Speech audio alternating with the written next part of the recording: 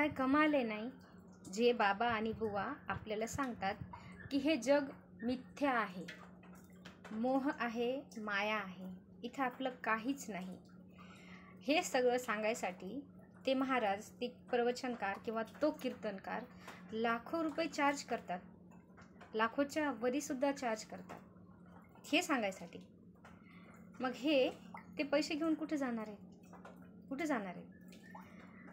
साहित्य सम्राट अण्णाभाऊ साठे सांगतात की ही पृथ्वी शेषाच्या मस्तकावर नसून गरीब, कष्टकरी, कामगार यांच्या तळहातावर पेरलेली आहे. आणि बाबा बुवा सांगतात की ही पृथ्वी शेषाच्या मस्तकावर आहे. आपण सत्य स्वीकारतच नाही, कारण आपल्याला ना खोटं ऐकायची, खोटं बोलायची, खोटं वागायची सवय लागते. जय भीम.